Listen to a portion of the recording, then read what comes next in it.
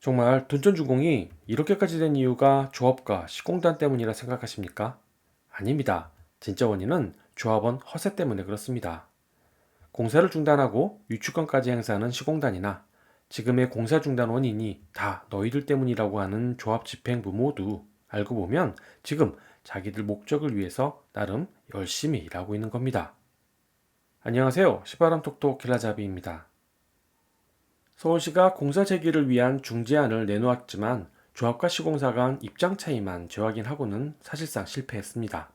그래도 조합의 경우 수용하겠다고 그 의사를 전달했다고 하니 소기의 성과를 거둔 것 같기는 하지만 비대위의 말을 빌리면 이것은 마감재 변경 등 집행부가 원하는 것을 얻는 것뿐만 아니라 공사 중단에 따른 공사비용 증가에 대한 책임도 사업 시행자인 LH에 전가함으로써 민형사적인 책임을 회피할 수 있는 수단이라는 지적입니다. 위말대로라면 이번 중재안은 조합 집행부를 위한 제안이 아닌가 싶습니다. 반면에 시공단은 그만큼 불리해졌겠죠.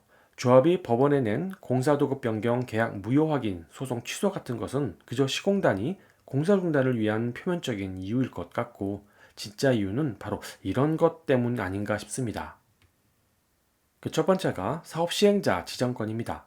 생각해보세요. 내 사업장에 내가 빚내서 내가 직접 시공하며 어렵사리 살림 꾸려가고 있는데 어느 날 갑자기 나타난 LH 사업 시행자가 오늘부터 네 밥그릇은 내가 틀어지고 배급한다 라고 한다면 그 시공단은 아, 네 하고 그냥 내줄까요? 말도 아니죠. 더군다나 LH 어떤 회사입니까? 내부 정보로 직원이 땅 투기해서 이익 보는 회사이기도 하지만 그것을 당연하다고 생각하는 곳 아닙니까?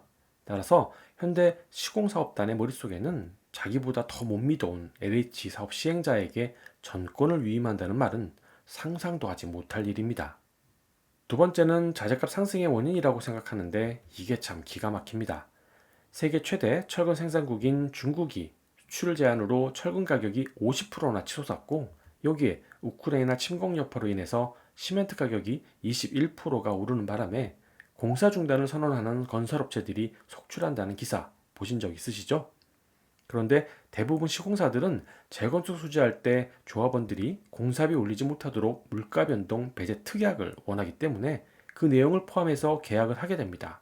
한마디로 한 번 계약하면 그거로 공사비는 끝, 추가 분담금은 없다라는 이야기죠. 상황이 이럴진데 그럼 시공사업단 입장은 어떻겠습니까?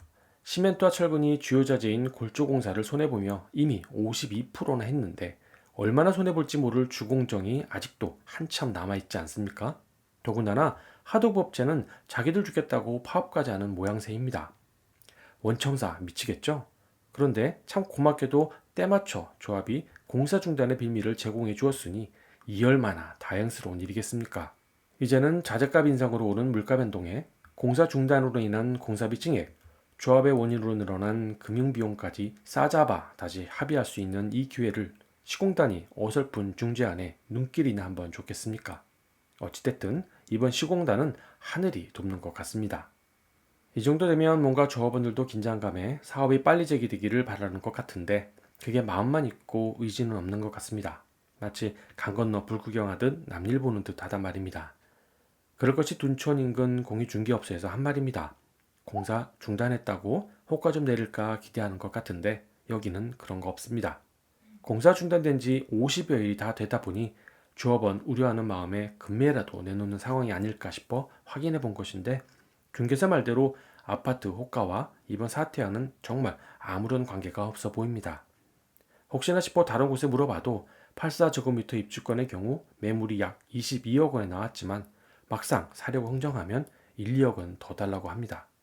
공사 중단으로 인한 추가 분담금이 대략 2억 7천만 원 정도가 예상되고 입지가 더 좋은 잠실 2cm가 약 24억 하는 마당에 앞으로 어떻게 추진될지도 불분명한 유치권 사업장 치고는 참 현실과 동떨어진 조합원들이구나 라는 생각이 들었습니다. 이전 영상에서 소개해드렸듯이 둔촌주공 조합원 한 달 이자만 월 1천만 원입니다. 한마디로 마이너스 통장에서 하루에 30만 원이 넘는 이자가 매일 빠져나간다고 생각하시면 됩니다. 내역도 참 간단합니다. 이주비와 사업비 이자 월 112만 원, 전세자금 대출 이자 월 125만 원, 공사비 지연이자 월 280만 원, 유치권 등 부대 비용이 월 370만 원으로 합이 1000만 원입니다. 솔직히 생각 같아서는 마이너스 통장을 CD기에서 정리해서 한번 보여드리고 싶은 마음입니다. 상황이 이러니 분양권 싸게 팔고 빠져나와라 라고 말씀드리는 것은 아닙니다. 호가로 매물 내놓기는 경기 좋은 상황이 아니니 이제는 긴장 좀 하시고, 그동안 남들이 자리 깔아주면 그저 묻어가는 삶을 살았더라면 지금은 눈치 보지 말고 내 돈, 내 재산, 악착같이 지켜내야 할 때입니다. 그런데 평생 그렇게 살았는데 이제 어떻게 해야 할지 막막하시죠? 의외로 간단합니다. 예를 들어 같은 정치 문제이지만 조선일보와 한겨레의 내용이 정반대의 기사를 써대는 거 잘 아시죠? 이것도 마찬가지입니다. 그동안은 조합 집행부 말만 들었다면 이제는 비대위의 말도 들어보고 내용을 잘 판단하시면 되는 것입니다. 따라서 집행부도 비대위도 한쪽 편의 부장만 듣지 말고 잘 확인해보고 판단하시라는 이야기입니다. 그런데 며칠 전 비대위가 조합장 해임 안건을 발의를 결정했죠. 이게 바로 오늘 길래잡이가 하고 싶은 이야기입니다. 조합이 특정 업체를 선정하는 등 하도급 의혹 불신 등으로 인해서 비대위가 현 조합장을 해임하고 새로운 조합을 구성해서 깨끗한 도화지에 다시 새 그림을 그리고 싶은 마음은 잘 알 것 같습니다. 더군다나 상황이 더 악화된 조합이 파산이라도 하게 된다면 사업부지 공경매가 진행될 것인데, 이렇게 되면 정말 돌이킬 수 없는 일이 되기 때문이죠. 하지만 과거의 일제강점기에서 해방되고 새로운 나라를 만들 때에도 우리는 친일파를 청산하지 못하고 지금껏 함께하고 있지 않습니까? 아마도 그게 뭐든 누군가는 또 자신의 이득을 위해서 또 무슨 일을 벌인다는 것이겠죠. 뜯어먹기 좋은 이 재건축 사업장에 직원이 땅 투기하는 LH가 온들, 현 조합장이 문제를 모른 채 하고 눈 감아준들, 또 능력 있는 새 조합장이 다시 조직을 구성해서 추진한들, 언제든 새로운 이권은 또 발생할 것이고, 그때도 그랬듯 또다시 비대위는 만들어질 것입니다. 따라서 비대위가 이 모든 것을 한 방에 해결할 수 있지 않겠냐는 기대감은 조심스러워야 할 것 같습니다. 그럼 이 사태를 마무리할 수 있는 주체는 누구일까요? 저는 다들 알고 있다고 생각합니다. 바로 시공사업단이겠죠. 하지만 애써 모른 채 하고 있는 이유는 뭘까요? 맞습니다. 추가 분담금 때문입니다. 그것을 인정해버리면 조합은 추가 분담금을 부담하겠다는 문서에 사인하는 모양새이니까요. 하지만 조합도 그렇게 버틸 수 있는 한계가 있죠. 바로 사업비 대출 만기 연장에 대한 협의할 시점까지입니다. 딱 거기까지만 허용됩니다. 그 이유는 앞서 영상에서 소개해드린 것처럼 조합 파산밖에 답이 없습니다. 이미 조합은 중재안에 합의한다는 방침을 내린 마당에 이제 시공단의 결심만 남았습니다.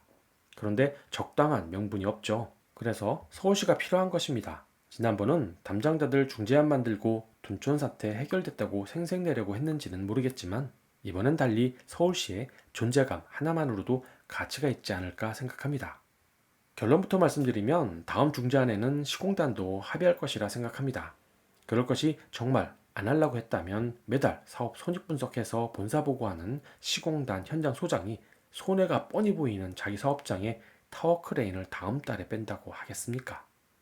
원래 시공사는 발주처가 가장 무섭습니다. 하지만 재건축은 지가 왕입니다. 그런데 여기에 유일하게 태클을 걸 수 있는 사람, 오직 인허가 기관밖에 없습니다.